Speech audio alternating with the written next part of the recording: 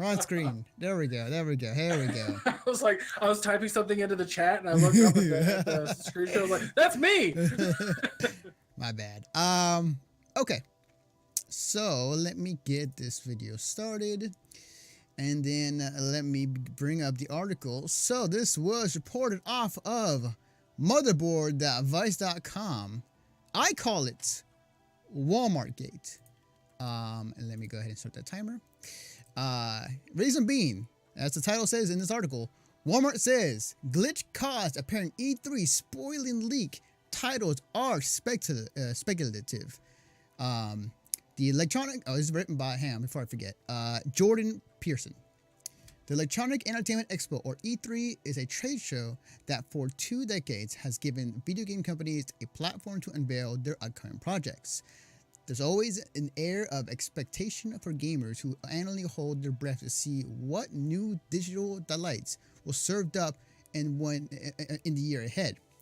On Wednesday, Walmart Canada apparently leaked the names of numerous games that could plausibly be making an appearance at this year's E3 in June, similarly spoiling the surprise for everybody. Video game nerds around the internet have been freaking out ever since. When Motherboard reached to Walmart Canada for comment, however, a spokesperson said the titles are speculative. Here's the quote.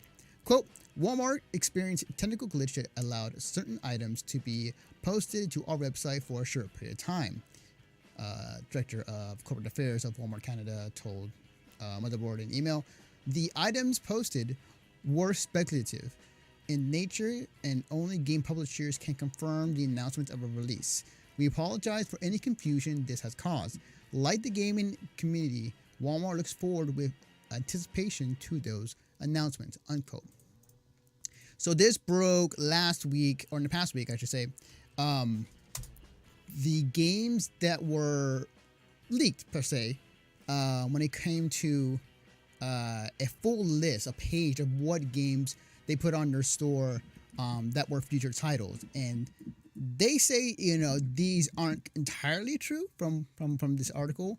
But a recent, one of the games that were on there that kind of made it much more of a real thing. It's the fact that the people, first off, Rage 2 is apparently coming back, which I think is crazy. But second off, the Twitter account for Rage 2, apparently out of nowhere, just reactivated, and then it was just kind of dissing on the leak, where it said like, here's the wrong font, here's also the wrong color, or the color scheme. They're kind of making fun of it at the same time. But yeah, a lot of titles were leaked. But to be fair, a lot of the titles that were leaked were a lot of, it was going to be known to be there anyways, or like that it wasn't anything too out of left field. Right. Well, that's kind of, I think I mentioned this. We talked about it on What's on Tap a little bit. Right. Yeah. And I think the only one that's been like 100% confirmed was Rage 2, and that was probably the most surprising one. We knew that Borderlands 3 has been developed for a long time, and a lot of those other games, it was like, it kind of felt like a, yeah, well, no shit, or like, oh, well, we already kind of knew it was announced last year.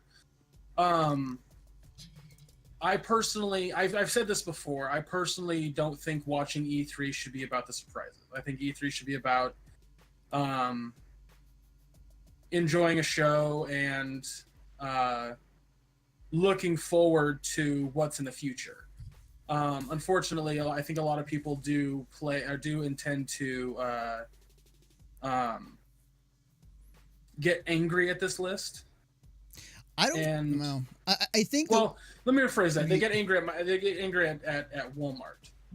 I guess the one thing I will say is, it must suck for a lot of these companies who could not talk about what game they're working on, or was going to unveil this game they're showing off at E3 to be spoiled because of a glitch, and that part sucks. Again, that's my problem with that I have with E3 right now, is that it's no longer just a, here's what we got coming. Like here's everything. Like, look at old E3s, Anthony. Look at, like, back in '97 when it started up until about, I want to say 2005. Mm-hmm. and E3 was just like a bunch of industry people sitting around going, "Well, that's neat. Oh, that's cool." And then it would get announced in like Game Informer or Game Pro or EGM or whatever. No, it was it was still very much the same thing back then. The only difference, I disagree wholeheartedly. The only difference is one, it was the Wild West back then when it came to the old E3. There were multiple booths. There was just like huge stage and just lights and parties everywhere. Second of all, there were still surprises per se, but much of that first part of the presentation for some of these press conferences was like a business presentation. You saw graphs. You saw people talking about, look how much money we made for this console or device. Sony was notorious for that. So well, yeah, I mean, even Microsoft when they unveiled the Xbox 360 made a big deal about it and showed and it was announced in a surprise kind of manner. But like, I'll give you an example of something that irritated me last year, Anthony, and that was a couple friends of mine, I won't name names because they're friends of the podcast, had tweeted out that certain companies, I don't remember which, had boring E3s because they didn't have any big surprises. That irritated the hell out of me. That really drove me nuts. Like, watching E3 and getting a surprise, cool. Watching E3 and expecting surprises is nonsense. Is absolute nonsense. You watch E3, Anthony, for the stuff that you get to see that's coming up. That's why you watch E3. If you go in my opinion, if you go to expect surprises, I find that to be a bit nonsense. You're not wrong. You're definitely not wrong when it comes to that. Like, so that's why I say, like, the stuff that was revealed in this leak, it shouldn't be a deterrent. It shouldn't be a situation where you go, well, Walmart just ruined E3 for me. I find that to be needless and nonsense. Right. I still, I agree, but I still on the err on the side that, you know, having a surprise, you know, definitely is awesome to an awesome moment to have. I can, like, you know, during the Game Awards when we were watching it live on this Twitch channel. But why does it matter?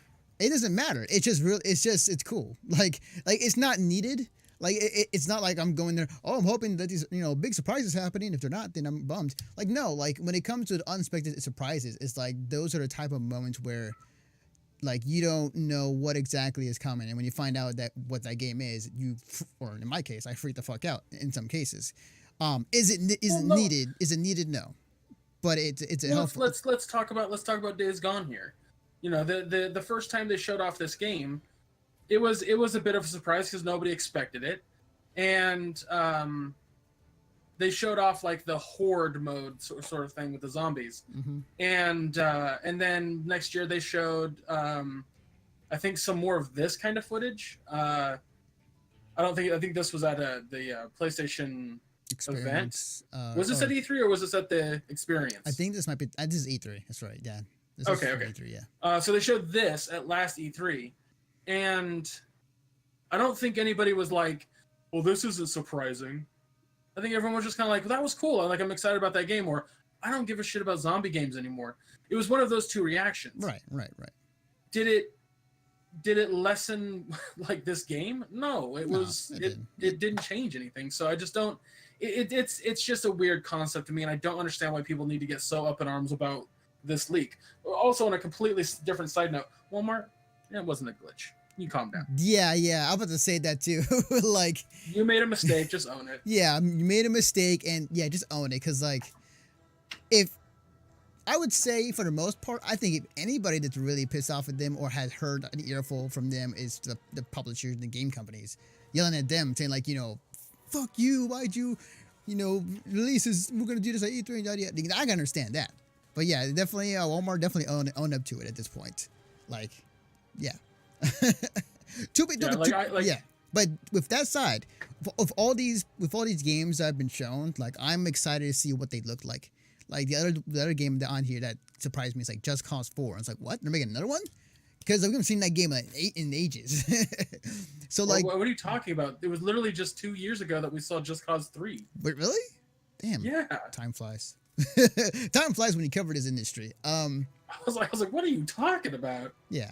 That might have been 3 years ago. I'm gonna double check that right now. Borderlands 3 was on here, which I'm excited to see. Like some of the stuff that we like, you know, it's going to be there. I think 90%. I feel like 90% will be of these games. I feel like will be there.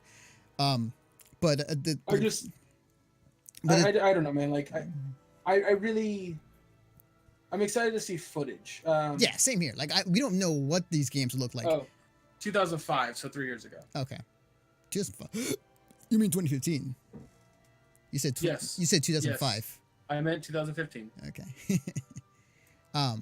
But like, yeah, we'll definitely see how this goes. Like, am I more or less excited for E3? I'm still excited for E3. I'm still excited to see what these games are. And this is only a portion of what the games are going to be showing off at E3 this year. So not all of it. Like, there's still quite a bit. Speaking of which, as we move on to our next topic at hand, Divergent topic 2. Aha. All right, so moving on to our next topic. This is reported. Actually, this is posted.